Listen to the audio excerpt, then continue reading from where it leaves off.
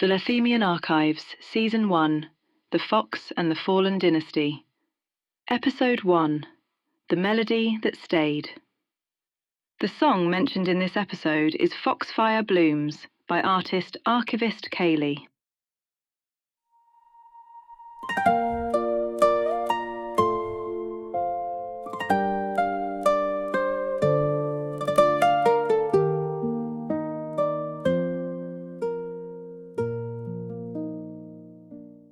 Complete darkness. A woman breathing unsteadily. One ember cracks.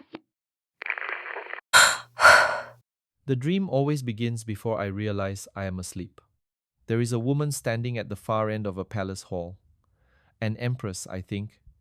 Her robes are too heavy for her to run in. Red silk, gold thread. A crown that catches the firelight whenever she turns her head. I never see her face clearly. But I know she's afraid. Not because she screams, she doesn't. I know because the fear is inside me too.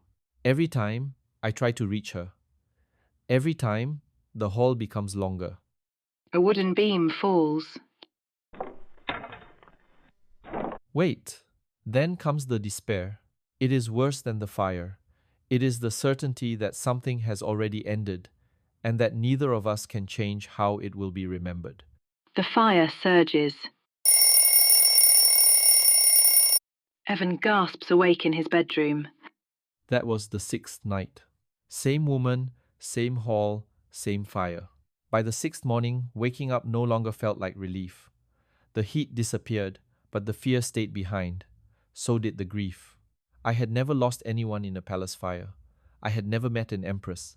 I had a history time practice at 8, an unfinished economics tutorial and a literature essay with argument unclear written across the first page. There was no reason for me to feel as though an empire had just ended.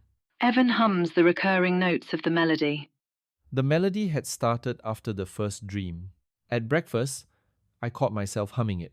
During lectures, my fingers tapped it against the table.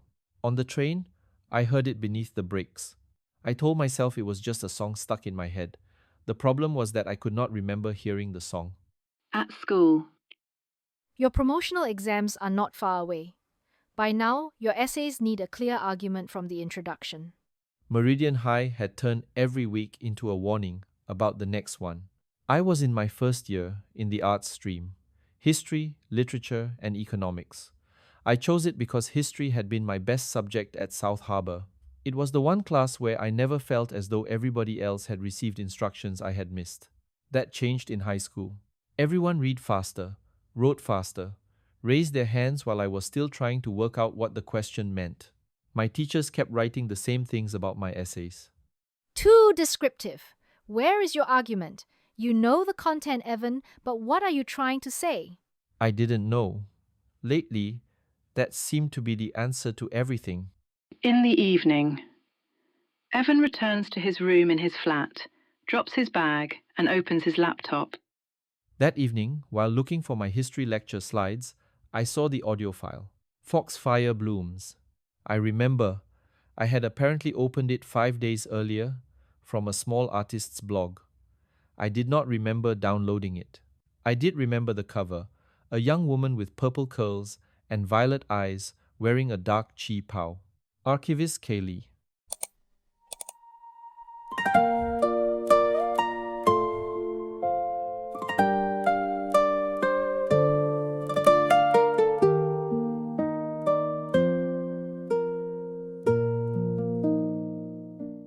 There it was, the melody from my dreams, not similar, nor close. It was the exact same song I had heard over and over again. Born to ink and measured breath, a house that studied name and death. 4 arts laid upon my hands to serve a fate I'd understand. He was not yet heaven's son, just a boy the storms would crown, a fractured throne, a quiet ache, a weight no child should have to take. At 14 years, one passing glance, no vow, no word, no second chance. Some threads are drawn without consent. Some lives are chosen and then spent. I listened to the whole song without moving. I knew Lady Who, of course. Almost everyone did. In Dragonfolk television dramas, she entered court in red silk, while ministers whispered that the dynasty was doomed. In historical novels, she manipulated the sovereign, humiliated his advisors, and smiled while the capital burned. There had been modern adaptations. A sympathetic Lady Who, a feminist Lady Who. One very expensive streaming series in which she was secretly a military strategist. But even the kinder versions made her dangerous. She was beautiful, clever, and ambitious. A woman whose love was never simply love. Kaylee's song was different. My love, before they called you king, before you bore everything, would you have held me just the same if we had lived without a name? They call me fox, they call me flame, but once you softly spoke my name, and I have held that single sound through every... This Lady Who sounded devoted. Not innocent exactly. She wasn't helpless either. Just terribly aware that loving someone would not protect either of them from history. I did not know why that frightened me more than the Fox Spirit version. The blog where I got the song from explained nothing. It was just black text on a white background, with a single embedded audio file of the song. Foxfire Blooms, Lady Who. That was all. Below the player was a single email address. There was no biography, nor write-up about the creative process. Just a song about a woman I had seen die in my sleep for 6 nights. So, I logged into my personal email account. Hi, my name is Evan Lim. I found Foxfire Blooms through your blog. Lady Who is usually portrayed very differently. I was wondering what inspired your interpretation of her. I expected an artist with a mysterious archive blog to answer in 3 to 5 business months. Surprisingly, Kaylee took only 8 minutes. Hi Evan, sure. It's easier for me to talk over Nexus Relay. My handle is at Archivist Kaylee. ARCHIVISTKAYLEE. Both words are capitalized with no spacing in between. Evan logs on to Nexus Relay. Hi, this is Evan. I emailed you just now about Foxfire Blooms. Reply arrives almost immediately. You were asking about Lady Hugh. I grew up with the same versions everyone did. The dramas, the Fox Spirit stories. Your version feels almost like the opposite. Not the opposite. I don't know if she was good. I don't think the surviving evidence lets anyone know that. But you don't think she destroyed the Yun dynasty? Dynasties are difficult things for one single woman to destroy. Popular history prefers one beautiful seductress committing horrific crimes to 10 powerful men making ordinary bad decisions. The earliest accounts are less dramatic than the later ones. She knew the sovereign before he took the throne. She stayed with him after the court turned against her. Beyond that, the sources disagree. So the devotion in the song came from that? Partly. What's the other part? But I also wanted to know what the story sounded like if Lady Who was allowed to love someone without that love automatically becoming manipulation. I read her message 3 times. The dream returned in fragments. Red silk, falling timber, and a grief so strong I woke up carrying it. My thumb hovered over the screen. I have been dreaming about her. He deletes the sentence. I had only just convinced her I was a normal listener with a normal historical question. I wanted to keep it that way. Was there a particular source you used? The official Lothemian Archives page, mainly. Can I message again if I have questions? That is what the Nexus Relay handle is for. Thanks. You're welcome, Evan. The Nexus Relay conversation falls quiet. I did not tell her about the Empress. I did not tell her that the first notes of her song had been following me for almost a week. I did not tell her that when she described Lady Who staying beside the sovereign, I had felt the same despair from the dream rise in my chest. There were reasonable explanations. I could have heard the song before and forgotten it. The dream could have borrowed from an old television adaptation. Exhaustion could do strange things to memory, and I was exhausted.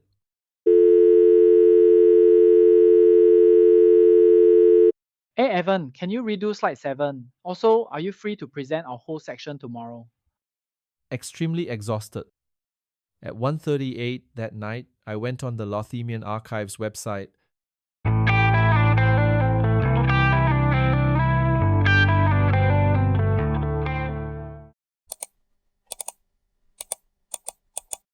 Lady Hu, later known as Consort, Hu, Yun Dynasty.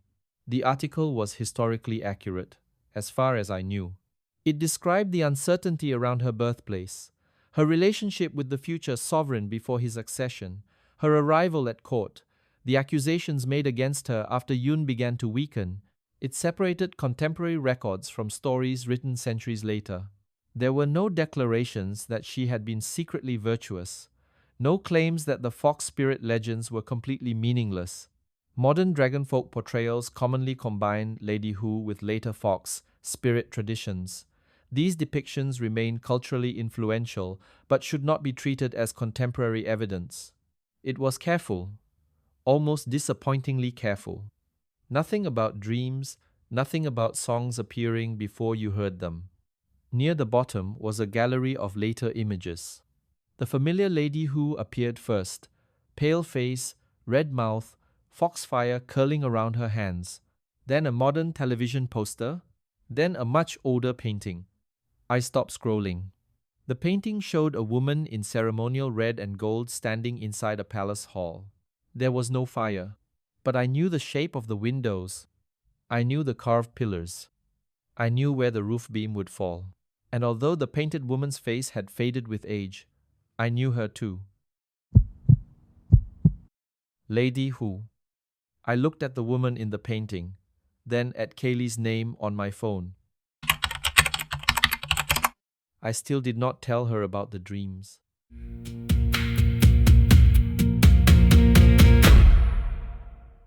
You have been listening to the Lothemian Archives, Season 1, The Fox and the Fallen Dynasty. Episode 1, The Melody That Stayed. The song featured in this episode was Foxfire Blooms by Archivist Kaylee. See you when the archives open again.